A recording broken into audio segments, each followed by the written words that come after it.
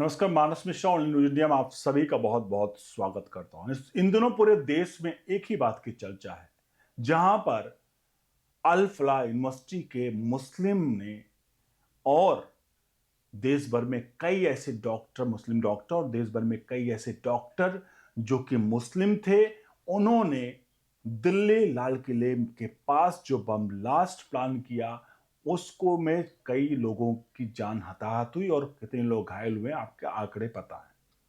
लेकिन हम यहाँ आंकड़े और बम के धमाकों के बीच जो इस वक्त की वजह, मतलब जो इस वक्त जो मेन जो डिबेट छिड़ी हुई है, वो ये है धर्म को लेकर के।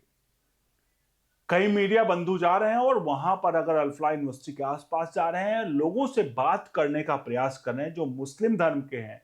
वो लोग उनसे कुछ ना कुछ, जाहिर सी बात है, वो वहां पर जाने के बाद जब वो सवाल पूछते हैं मीडिया कर्मी, तो वो लोग झल्लाते हुए उसका जवाब नहीं देते। और क्योंकि कैमरा ऑन होता है तो शायद उनके साथ कुछ कर नहीं सकते। बहुत ऐसी तस्वीरें वायरल हो रही हैं, वीडियोस वायरल हो रहे हैं।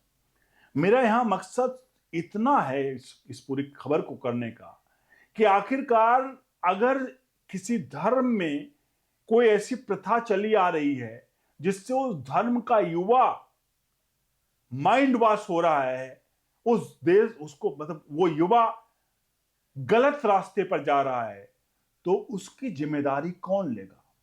क्या देश की सुरक्षा एजेंसियां, क्या देश के लोग, समाज, या सबसे बड़ा जिम्मेदार कौन है? अगर हम सवाल पूछे तो इस सवाल का आप भी मेरे ख्याल से कमेंट बॉक्स में यही जवाब देंगे। इसके सबसे बड़े जिम्मेदार जो हैं, उस धर्म के ठेकेदार हैं। और उस धर्म के ठेकेदारों को यह समझना पड़ेगा कि आखिरकार जिस धर्म का वो ठेका लेके चल रहे हैं, उसी में से अगर कुछ लोग निकलकर बाहर आकर बम फोड़ रहे हैं, तो उनको इस बात की जिम्मेदारी लेनी पड़ेगी कि ऐसे लोगों को किस प्रकार से वापस रास्ते पर लाया जा सके। उदाहरण के तौर पर हम जब बात करते हैं कि मान लीजिए मेरे घर में कोई ऐसा व्यक्ति है जो देश के लिए, समाज के लिए घातक हो सकता है, तो सबसे बड़ी जिम्मेदारी किसकी है? सबसे बड़ी जिम्मेदारी उस परिवार के मुखिया की है। अगर वो अपना कहीं ना कहीं हाथ, जुबान और सब चीज बंद करके चुपचाप बैठा रहे और उसके घर का जो व्यक्ति है वो पूरे देश में, समाज में आतंक फैलाता रहे, तो उसका सबसे प्रमुख जिम्मेदार किसे माना जाएगा? सबसे पहला उसका, उस घर के मुखिया को माना जाएगा, क्योंकि सबसे प्रथम जिम्मेदारी उसकी है कि वो सिर्फ और सिर्फ समाज को गंदा नहीं कर रहा है, वो उस परिवार का, जिसका जो मुखिया है, उसका एक व्यक्ति जो है उस पूरे परिवार को बदनाम कर रहा है, उस परिवार को गंदगी में पूरी तरह से ढकेल रहा है। इसलिए उस परिवार के मुखिया की जिम्मेदारी बनती है कि वो समाज के साथ कोऑर्डिनेट करे, शासन प्रशासन के साथ कोऑर्डिनेट करे और उस व्यक्ति को सुधारे, या तो उस व्यक्ति को किसी प्रकार की जो भी कार्रवाई हो सके उस परिवार के जरिए या समाज के जरिए वो उस पर किया जाए, जिससे कम से कम उसका परिवार बदनाम ना हो। बिल्कुल इसी प्रकार से है उस धर्म और समाज के नाम बात कर रहे हैं, जहां पर अगर एक धर्म के लोग पकड़े जा रहे हैं और वो बम ब्लास्ट कर रहे हैं, तो हमें लगता है कि इस बारे में अगर कोई कहे कि आप बीच में धर्म को क्यों लाते हो, वो मर गया तो उसका धर्म नहीं होता। लेकिन जब वो मर गया तो कहानी तो खत्म हो गई ना। उसने कांड तो मरने से पहले किया, यानी जब वो धर्म में था तब किया। यानी कि उस धर्म ने उसे इस प्रकार से माइंड वॉश किया कि वो अपने आप को बॉम्बर बनने के लिए आ गया। वो डॉक्टर था, कोई सड़क पर चलता हुआ गरीब, मतलब बात करें गरीब या उसका अनपढ़ या बेरोजगार नहीं था। और एक एक चीज नहीं है, अल फलाह यूनिवर्सिटी से, इसके अलावा लखनऊ, कानपुर, जहां जहां आप देखेंगे, कश्मीर से जितने भी लोग गिरफ्तारियां हुई हैं वो डॉक्टर्स हैं। मैडम सर्जन नाम से पकड़ी गई लखनऊ की, लालबाग इलाके की वो महिला, जो कि इस पूरे घटनाक्रम की मास्टरमाइंड बताई जा रही है। अब इसमें अगर आप ये कहेंगे कि आप एक धर्म के बारे में क्यों अटैक करते हैं, तो क्षमा कीजिए साहब, आपके धर्म पर ही वार हो रहा है।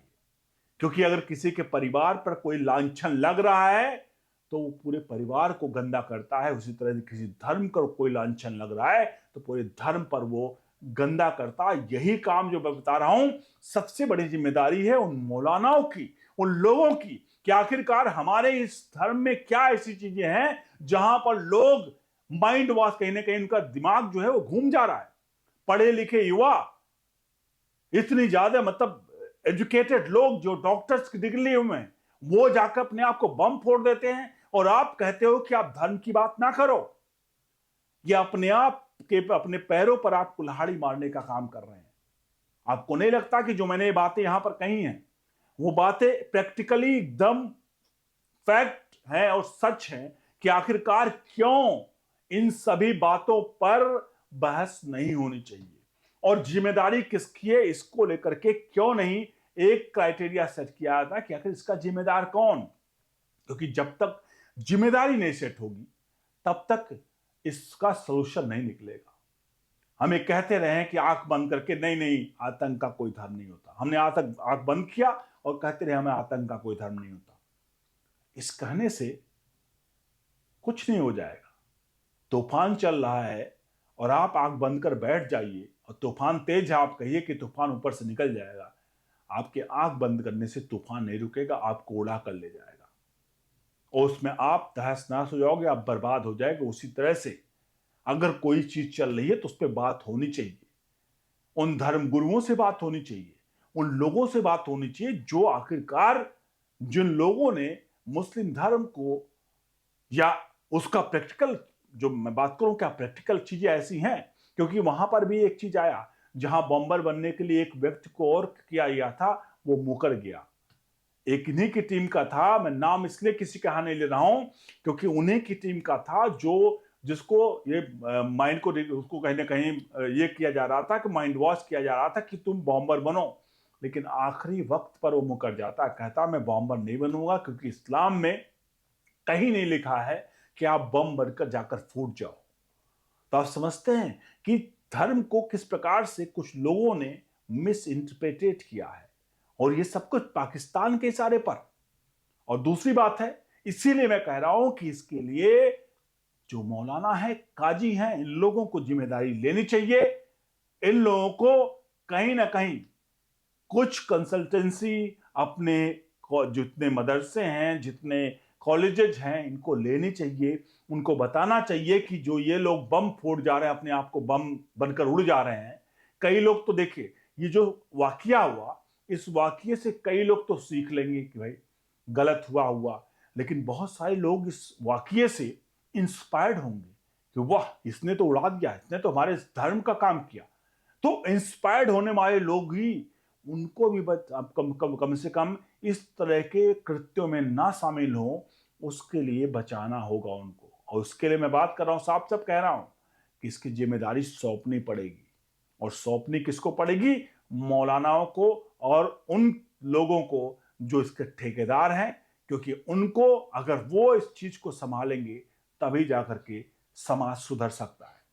मेरा कहने का मकसद सिर्फ इतना था, जो लोग आज धर्म और उसकी बहस में किए हुए हैं, तो कतई भी धर्म की बहस में आना बहुत जरूरी है। और अगर कोई भी धर्म में, अगर पर्टिकुलर धर्म से लोग निकल कर आ रहे हैं, अपने आप को बम बनाकर उड़ा दे रहे हैं, तो कम से कम ऐसे लोगों को, ऐसे लोगों के जो मौलाना हैं, उन लोगों को इस बारे में थोड़ा समझना पड़ेगा। बहुत बहुत धन्यवाद।